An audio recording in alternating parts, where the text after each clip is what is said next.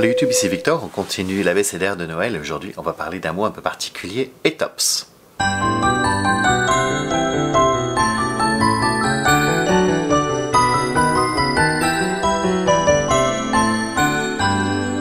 Dans les années 60, la FAA avait mis en place une règle qui disait que les avions qui n'ont que deux moteurs ne peuvent pas voler à plus de 60 minutes d'un aéroport de déroutement. Ça veut dire que si vous volez entre A et B, votre avion doit toujours se trouver au maximum à 60 minutes d'un aéroport si jamais il y a un problème avec un moteur. Ça avait comme conséquence qu'on ne pouvait utiliser que des très gros appareils pour voler au-dessus des océans. Et à l'époque, les très gros appareils, c'était principalement le Boeing 747, avec plus de 400 passagers. Mais il n'est pas évident de remplir un appareil de plus de 400 passagers sur une route régulière et d'avoir un remplissage assez important dans les deux sens, puisque n'oubliez pas que l'avion qui vous emmène d'Amérique du Nord en Europe doit revenir de l'Europe en Amérique du Nord. Sur des vols entre New York et Londres, il n'y a pas de problème, il y a énormément de demandes.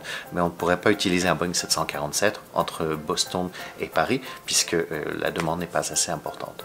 Avec l'arrivée de nouveaux appareils qui ont une avancée technologique et des moteurs qui ont été développés de manière complètement différente, on a mis en place le système ETOPS, qui veut dire Extended Range Twin Operation Performance Standard.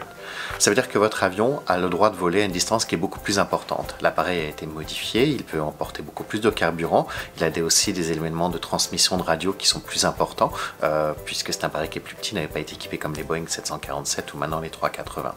Un nouvel appareil comme le Airbus 350 est capable de voler à plus de 5 heures d'un aéroport de déroutement.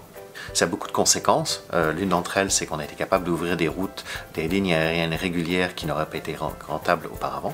Maintenant, on utilise des appareils qui sont plus adaptés à la demande, puisqu'on n'aurait pas utilisé un Boeing 747, une fois de plus entre Boston et Paris. On aurait eu énormément de sièges qui auraient été vides. En utilisant un appareil de type 787, le 787, le Dreamliner, on est capable d'avoir un appareil avec seulement 300 sièges qui est beaucoup plus adapté à la demande. De plus, on utilise seulement 2 moteurs au lieu de 4, donc 2 fois moins de carburant. Tout ça fait réduire le prix de votre billet d'avion. Et voilà, on se retrouve demain et on parlera du flight deck, du cockpit.